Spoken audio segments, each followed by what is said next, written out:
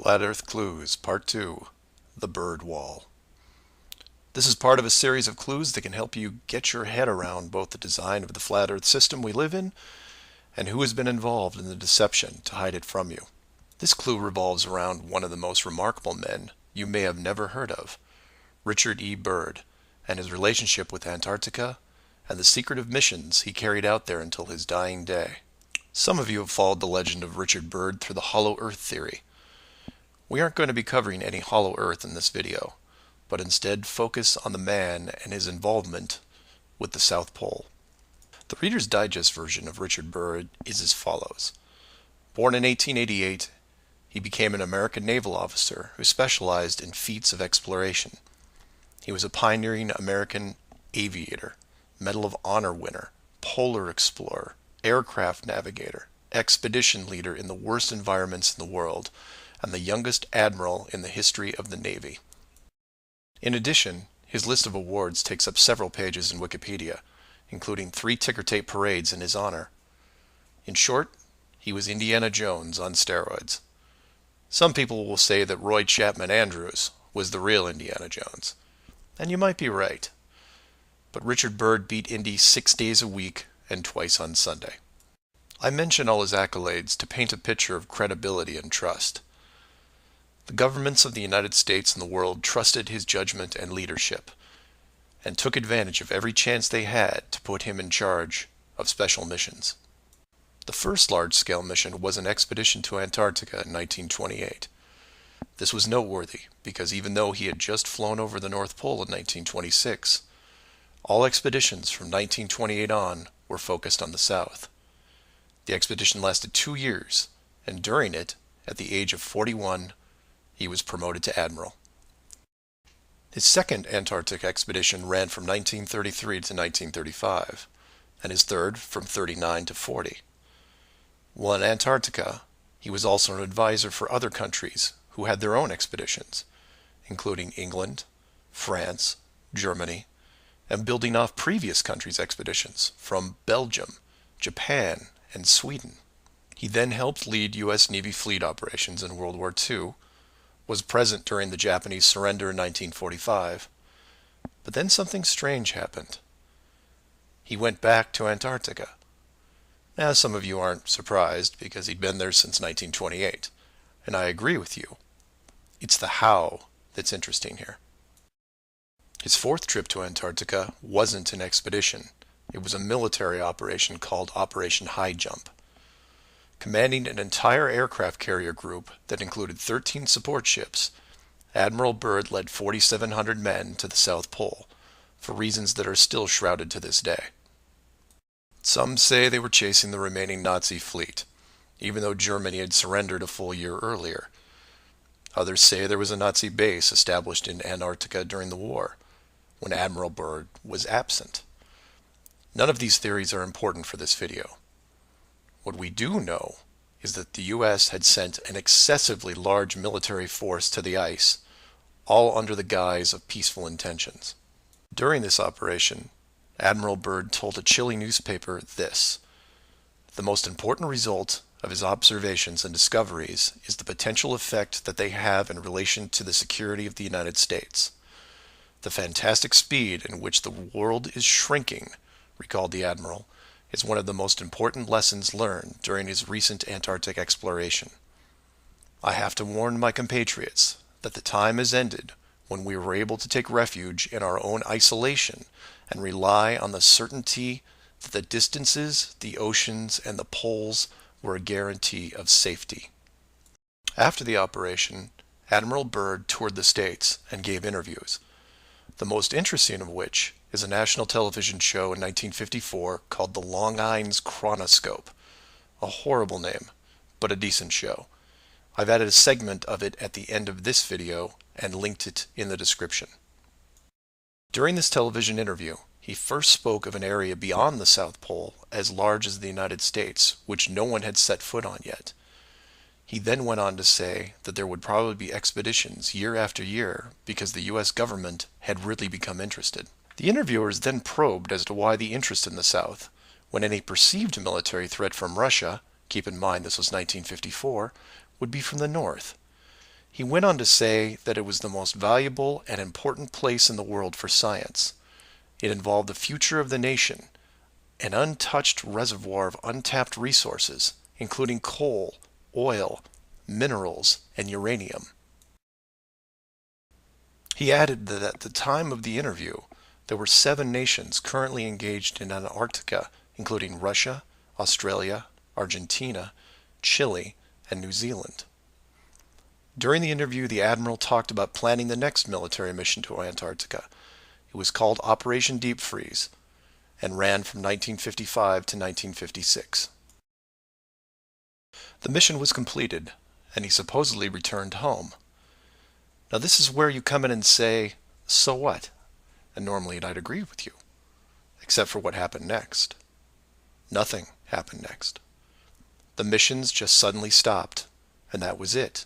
No other expeditions, military or otherwise, were conducted on the continent, ever. Then a treaty was put in place banning any country from doing basically anything. The end. And if you're wondering what you're missing, it's this. Admiral Byrd goes on television, says that this massive body of land, most of which sits on a plateau 2 miles high, is rich with every resource you could ever want, energy rich, pristine, with no indigenous population or plant life, and every country that has sent teams is ready to carve it up like a big turkey. Not to mention, there's an expanse of land larger than the United States they haven't even looked at yet. And out of the blue, everyone just calls the whole thing off? There are no environmentalists in 1959. This is land of diner food and 20-cent gas. I'm calling total BS on this one. The dollar value of the initial resources find would have fueled armies of greedy companies. So what happened? They found the edge, that's what. And the last thing they were going to do was let unsupervised companies near it, regardless of the money. Even if it was hundreds of miles away, you couldn't allow resource corporations even into a safe area, and then years down the road as they expanded, tell them, oh, sorry, you can't go beyond this point. When the companies would ask why, what would you tell them? And now the interior of Antarctica is off limits, with no revisions until the year 2041.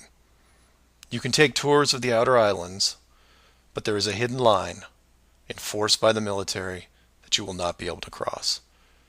Because the interior is actually the exterior edge. It's there, it's hidden, and it's protected. The Earth you live on is flat. So do some of your own research and ask questions. Please feel free to email me at msargent23@comcast.net or 303-494-6631. Our very distinguished guest for this evening is Admiral Richard E. Byrd. The North Pole used to be a no man's land, but these are the days when, by buying a ticket on a commercial airliner, you can fly across the North Pole and drink a cocktail at the same time. Yet only 60 or more years ago, about 35 years ago, our guest tonight found out whether there was any land north of the North American continent. He made that first discovery flight, and I must say that Admiral Byrd, our guest tonight, is not only our greatest living explorer, but he's been an inspiration to countless Americans. Admiral Byrd, you've been to both the North Pole and the South Pole. Is there any unexplored land left on this Earth that might appeal to adventurous young Americans? Yes, there is. And not up around the North Pole, because it's getting crowded up there now, because they find out it's really usable, not only to live in, but militarily. But strangely enough, there's left in the world today an area as big as the United States that's never been seen by a human being. And that's beyond the pole on the other side of the South Pole from Middle America. And I think it's quite astonishing that there should be an area as big as that unexplored. This is a tremendous So challenge. there's a lot of adventure left down at the bottom of the world. Admiral, an expedition to which I believe you're the advisor is now en route. What is that expedition doing? Well, that's the icebreaker Atka. and it's a reconnaissance expedition, is going down to the South Pole area to make certain observations and to look for some bases. They will be back in April, and they will report back, and upon the information we get from that undertaking, we will base the bigger expedition that's to follow. Is that very definitely planned, or is that... That is being planned right now. So I'm willing to say to you that there will be a number of expeditions that will follow, I think, year after year, at the bottom of the world, because the government has really become interested. Well, Admiral Byrd, I can understand, I think everybody can, the interest in the North Pole because it's so near our greatest challenger, Soviet Russia. But why this interest in the bottom of the world? Nobody living down there, is there? No, it's pretty cold. There's only one permanent resident, that's the emperor penguin. The little ones live further north. I tell you one reason they're interested. It's by far the most valuable, important place left in the world for science. That's why the scientific groups all over the nation are really interested. But more important than that, it has to do with the future of the nation, those to come after us, or even during your lifetime, because it happens to be an untouched reservoir of natural resources. And you know, as the world shrinks with an ever-increasing acceleration, far-flung places once useless, like we thought the North Pole was, and no man's land, become very useful. The bottom of the world will be important, not only to us, but to our allies. I was going to ask you, does it have military importance? It has some, and as the world shrinks, it will continue to shrink with an ever-increasing acceleration, thus bringing these places closer. And in the future, I can see a time when it will be very, very important strategically. Well, has the development of air power increased the strategic importance of places like the very much Palmer so. Peninsula, was it? Very much so. Even now, if anything happened and we lost the Panama Canal, we would have to control the islands just north of Antarctica, which are part of Antarctica.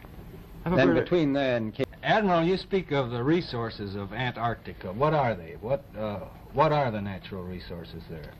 Well, we've found enough of coal within 180 miles of the South Pole in a great ridge of mountains.